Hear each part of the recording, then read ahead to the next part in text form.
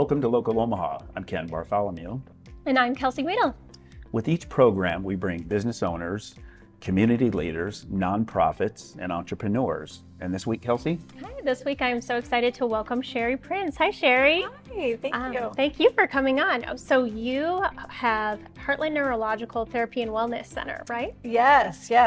Big title. A little bit about that. Yeah, I know. I was like, I'm going to try to remember this. Yes. But tell us exactly what you do there and how you got started. Sure. So we are a facility that specializes in Parkinson's disease and other neurological conditions as well. And we kind of have two components, multiple components. So one is a skilled therapy side. So we offer physical therapy, occupational therapy, and speech therapy. And then we also have a wellness side, which looks like group exercise classes, group wellness classes that are specific to Parkinson's and other neurological conditions. We also do a lot of community building among that group. So we do a lot of support groups. I think we have 4 support groups within that. So both for persons with Parkinson's, persons with Lewy body dementia, and then also care partners of both of those, both men and women. Oh, wow. And then we do a lot of social events for that community, and then also a lot of educational events. So. Oh, you do a little bit of everything. Yes. I was looking at that. So you're the only one in the area that kind of hits all of those markers of wellness, therapy, all of those things, right? Yes, absolutely. There are some other facilities that have some group exercise classes for Parkinson's, like the YMCA and things like that. But my goal with Heartland was really trying to bring everything in under one roof.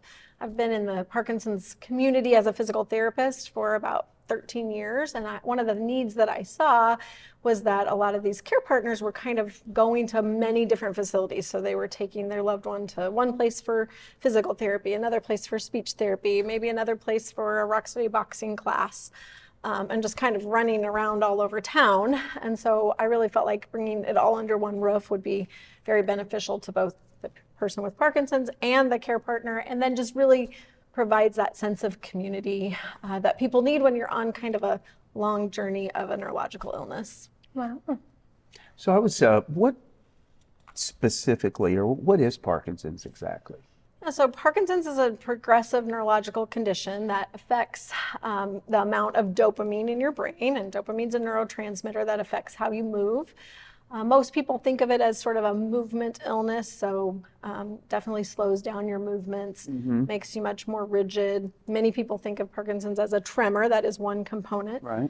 But actually, there's a lot of other things that Parkinson's kind of causes, both cognitive issues, both psychosocial issues, difficulty with apathy and anxiety and depression. So there's a lot of components to it, but it is a progressive illness that currently there's no cure for. There are certainly medications that help control the symptoms. And where our facility comes into play is that the research right now is that the only disease modifying treatment we would say, so the only thing that can kind of slow the progression of Parkinson's is exercising in a certain way. So that's what we try to do, and exercise following the research and try and help people really slow the progression of their disease. Wow, that's fascinating. Is there is there like a root cause? Is it genetic? Yeah, so they don't know. There's a lot of research happening. There are some genes that have been found to not necessarily cause yet, but you can certainly have a higher incidence of having it if you have certain mutations on certain genes. But the vast majority of Parkinson's is not genetic. So most of it is either they believe there's a lot of environmental causes, or at least environmental triggers, and then potentially some genetic components that sort of work together to have it happen. But there's really not a lot of, we don't know yet, basically. Well, that kind of ties into what we were talking about before about Nebraska. So So I'm so glad you said that, because I was unaware. I felt personally like I had a lot of people with Parkinson's in this area specifically, but I just found out that Nebraska has the highest adjusted incident rate in the nation. Yes. So are they looking at, we're thinking maybe a combination of those environmental factors and specific things like that? Yes, there's a lot of research going on right now about the environmental factors that probably play into Parkinson's. In fact, there's some people that believe that it is primarily a man-made disease by our environment.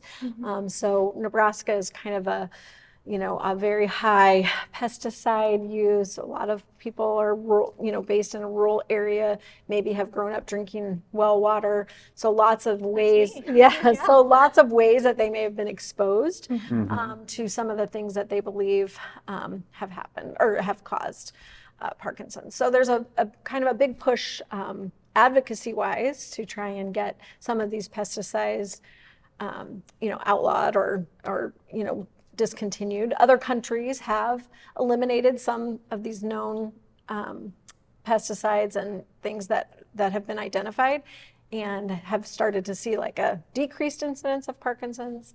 The United States has not done that yet, and we continue to see a rise. So there's a lot of work being done to try and change that. Well, I'm glad you're here to kind of help mitigate some of those symptoms for the people who are affected in our area. Yes, thank you. You talked about exercise. It seems like I hear exercise a lot about. We've had different individuals on our program, and just how beneficial it is.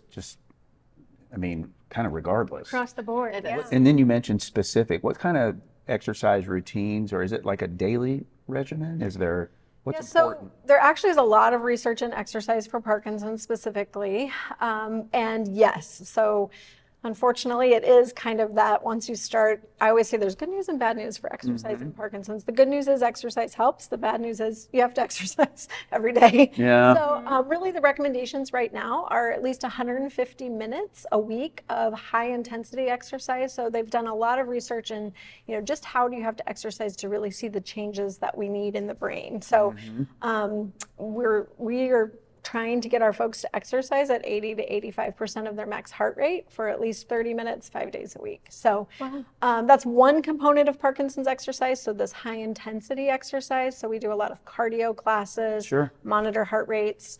But there's other components. We certainly need a lot of flexibility training because of the rigidity that happens in Parkinson's. We need a lot of strengthening. We need exercise that combines cognition and exercise, because that's where we really have seen research that shows we can achieve that neuroplasticity that can change the way they're moving. So a lot of our exercise classes have a cognitive component. So for example, when our folks are doing their cardio exercise, whether it's on a treadmill or a bike or whatever, we might be having them do cognitive questions too. Memory games, or there's a variety of things that we do to kind of make people kind of having to have their brain active while they're exercising. That's where they're getting the most benefit.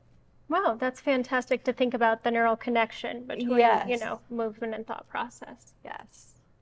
Why? So you're located in Waterloo. Was that by design, or? Not really, but by chance, and it's been perfect. Yeah. So when I kind of set out on this little project to open my own space, I actually got I live in Elkhorn, and I got a little office space which is how you and I met, out in Waterloo, and just kind of started the process of looking for space in Omaha, which was my plan, and kind of was working on online things with my community at that time. And COVID hit, and so we kind of went to all online exercise, still operating out of the little office out in Waterloo. And then as people started to come out of COVID, construction and everything was complicated in Omaha. And so we found that space in Waterloo, and we could get open quicker than what we could have anywhere else. And so we just went for it. Well, it's definitely easy to get to. It's so easy to get to. So people, sometimes will say, Waterloo, why are you there? Where is that at? Kelsey and I realized that when we would talk to people about, when we had the gym, and they'd say, well, where are you located? And we'd say Waterloo. I think they think Wahoo. They do. Many people think that. We always so they're like way out there, and you're like, no. No, I always say really West Omaha. We're really just the next exit past Omaha. So, but it's been great. And, our people that come, our members, really enjoy being able to just drive up to the building and walk in. It's not a big, it's not a huge multiple story place. They don't have to park in a parking garage. They can just pull up and walk in, and it's been really good. Well, I know when I was there, it's kind of like, so you've got this Waterloo community, and then you have your community what's inside that. So it's kind of a real cool It has been really cool to see how people have enjoyed the small town of Waterloo. Many of our caregivers walk over to Viaduct Gardens and get the plants there, and walk to the bird store. And in fact, our lady caregivers use the library room for their support group once a month.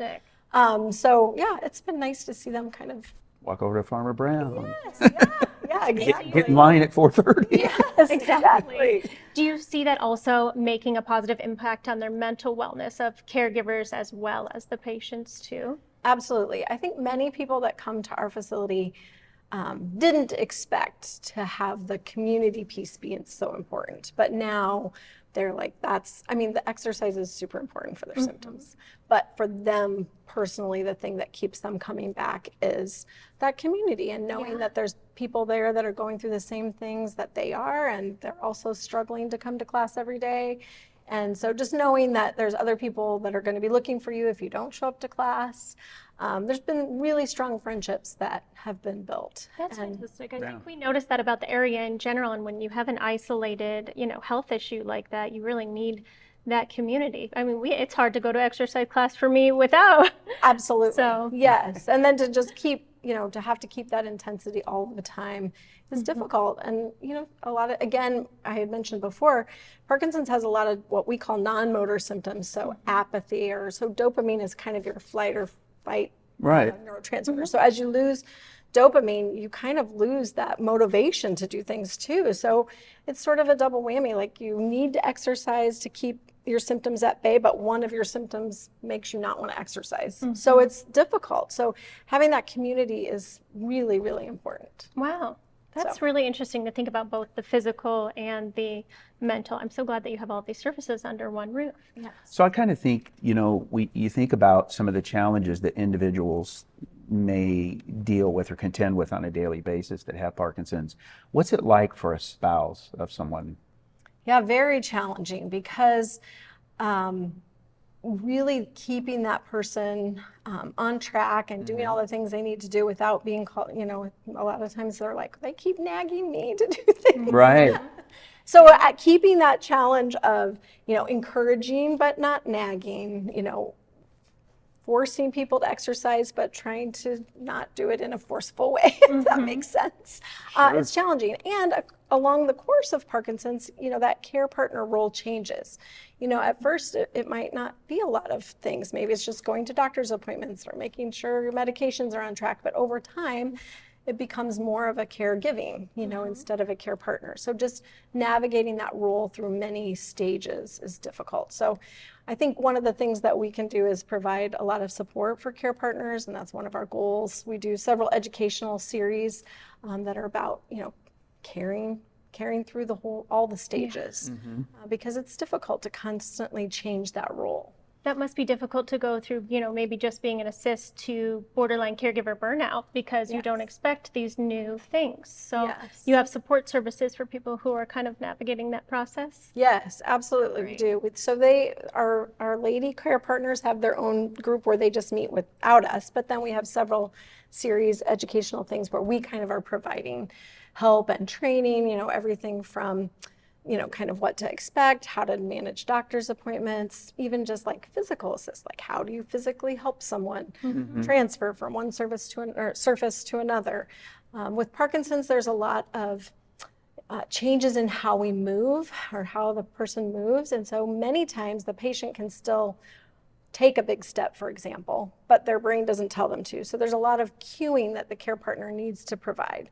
So take a big step, and then the person can take a big step. So just trying to train people, like, how do you cue but not nag? How can you, navigate that relationship between, because many like a care lot of partners are education. spouses. Yes, so much education, yes. So Is really there a specific age group that? So primarily Parkinson's, most people are diagnosed after 60. There is a portion of Parkinson's disease that is considered, if you're diagnosed before 50, it's considered young onset. We're seeing more and more of that in the news. I don't know if you just saw that Amon Green just announced that he was diagnosed a year or so ago, and he's, I think, 49. So there certainly seems to be more and more young onset. I think the numbers would still say that young onset's in that 4 to 5% range overall, but definitely primarily over 60. But what are those type of signs that you would look for? So many people see a tremor first. So if they notice a tremor, many people notice when they're walking, maybe their steps are smaller, or when they're walking, one arm does not swing anymore. So a lot of times it's like a spouse or another loved one that notices like, hey, why doesn't your arm swing anymore? Or hey, I've noticed a tremor. So those are kind of early signs. There's other things that happen much before you're diagnosed that you wouldn't ever connect to Parkinson's disease. Wow. So like REM sleep disorder is highly connected to Parkinson's, but many times you can have that 10 years or more before you have any outward signs. Right. So there's a lot of different things, but I would say most people probably don't notice it until they have some of the what we call motor symptoms. So either the tremor or a change in their walking, change in their arm swing, things like that. Do you see a difference in treatment or treatment outcomes, whether you're diagnosed very early on in the process, or maybe if you have a different root cause for whether it's a genetic switch that was turned on by environmental factor or maybe other brain issues? Do you see differences between all of those different things and early intervention? Yes, so definitely the earlier you start exercising and stay active, the better outcome you have. We have many people that have been exercising with us or even before us for years that are still at a very similar functional level. So certainly if you are not diagnosed till longer, many people, either seek diagnosis or don't seek diagnosis. It could be either way and have difficulty getting to that diagnosis. So maybe their symptoms are so bad because they're not medicated that they're not exercising, or maybe they're just not exercisers. Certainly you can have people that are more progressed more quickly. Okay. There's also a lot of different types of Parkinson's disease that some progress more quickly. There's certainly a cognitive or dementia component that happens with Parkinson's, not with everyone, but with some. And if you have that component, you tend to progress a little quicker. Okay. So there's a lot of variations. But I mean, I always tell people, if you think you are having symptoms, go get it checked out. The sooner that you start exercising in a certain way, the quicker you're going to, slow that progression. So it's really important to get started right away. So really, as soon as you get a diagnosis, reach out to you guys and you can get them started, the ball started, prepare them a little bit for how their journey is going to look. Yes. And most physicians, neurologists will say, start exercising, which is great. We definitely want them to say that. But the key component that, I just stress so much is that we have a really big body of research that says how you should exercise. So don't just think, oh, I'm going to keep doing my regular whatever I was doing, or I'm going to go take a walk. Right. None of that's going to hurt you. That's all going to be great for you. But really take advantage of what the research is showing. And maximize your benefits. Yes. Yeah, you guys seem to have a lot of knowledge. Come find out how you should be exercising. Even if you want to exercise on your own. Many people for many years after diagnosis come to us just for therapy. We teach them Parkinson's specific exercise and they go exercise on their own, and that's great. Fantastic. But then you can circle back when you, like you said, they might be doing cardio and at the same time doing some cognitive things. Yes, you can add some little tweaks in that can increase your benefit. Boxing's a big thing, right? Yes, so there's been actually like a I've lot. And I had no idea. I was like, that'd be Right. a counter, but that's really There's interesting. a lot of research in Parkinson's about, so it started, Rock Steady Boxing for Parkinson's is a specific program that there actually has been a lot of research on, but non-contact boxing can be a very significant component of your exercise program. So boxers exercise and train for a lot of certain things that people with Parkinson's have deficits for. So balance and agility. Obviously, boxers are trying to train with very fast movements. Parkinson's causes slow movements. Boxing is a lot of alternating movements. Alternating movements are difficult for people with Parkinson's. So we do a lot. We do have a Rock Steady Boxing affiliate. We have about 4 boxing classes a week. We actually go over to Bud Crawford's Gym B&B Academy once a month. And then we also have another professional boxer, Grover Wiley, that comes and teaches our boxing class once a month. So it's a lot of fun. People really like the high energy of boxing and it's fun to hit a bag. So, I feel like we all went through that Tae-Bo Yes, phase, so your programs, are they set like static classes that you have, or is there drop-in, or some of both, or how's that? So our wellness side is a set schedule every week. We have classes pretty much from 8 in the morning to 2 up to 4 o'clock in the afternoon. That is set. We usually change it maybe just once or twice a year as we tweak classes. All of our classes are leveled, so that means we do a functional assessment with anybody that comes so that people are exercising in a relatively similar functional level. It's really important for people that are exercising in a class to be able to get the workout they need, and that's hard to do if you have a mixed functional level class. So we ask that they do assessments with us, and then we recommend what classes would be best for them. And then we have we have every level of class every day. We also do classes for voice. We also do some creative arts classes that I think are really good for lots of the symptoms of Parkinson's. So we do drumming.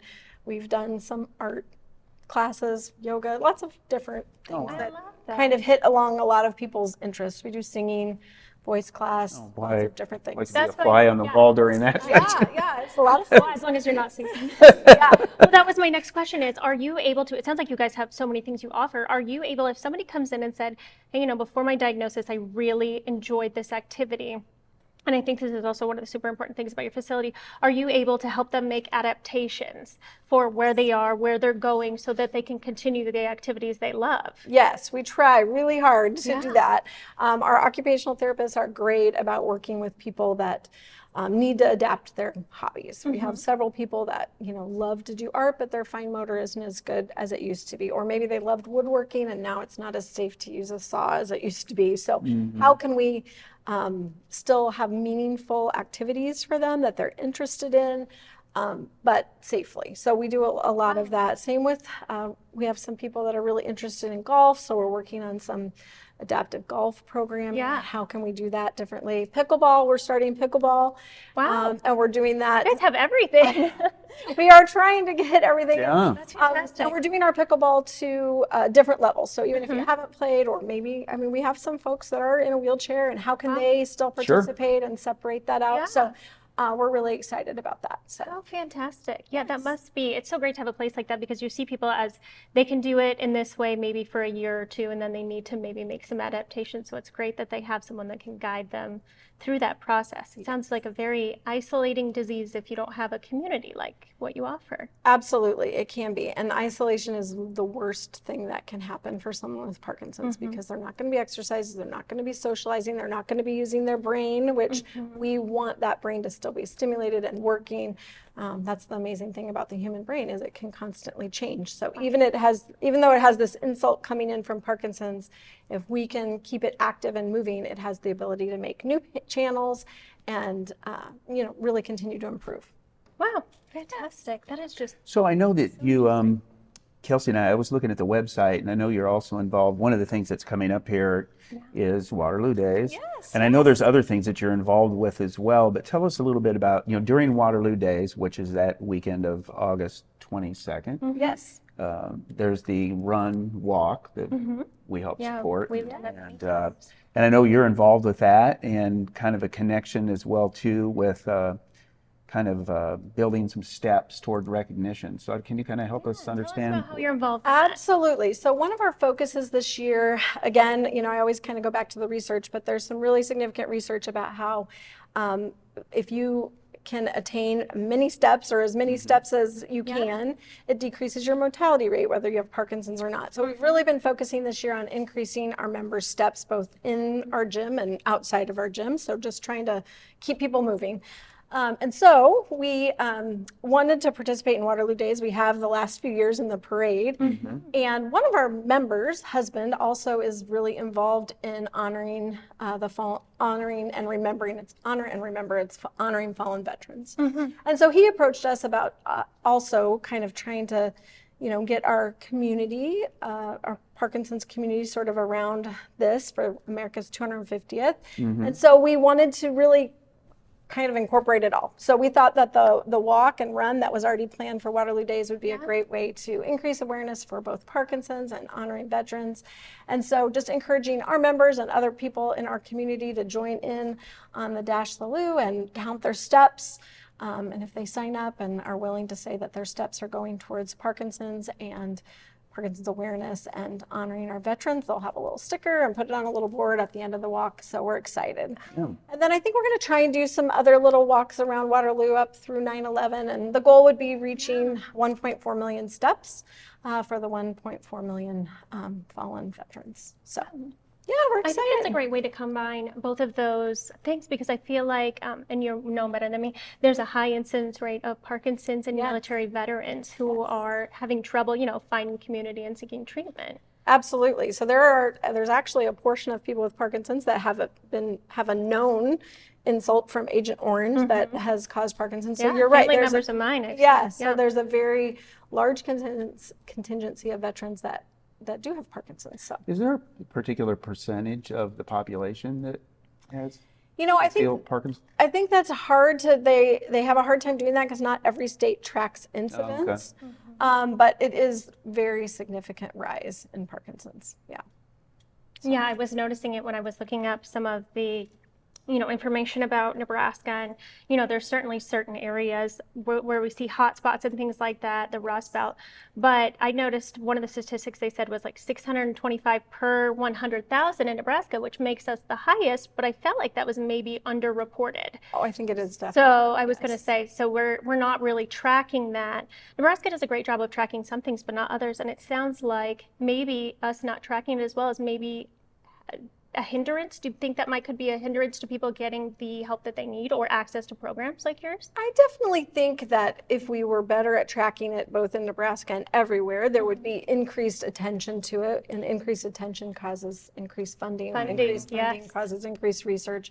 So, there is a large advocacy, push in the Parkinson's community to try and get more funding. There's actually it's not a lot of federal funding goes towards Parkinson's research. So much of the Parkinson's research is done by great organizations like Michael J. Fox Foundation, Parkinson's Foundation, so private entities.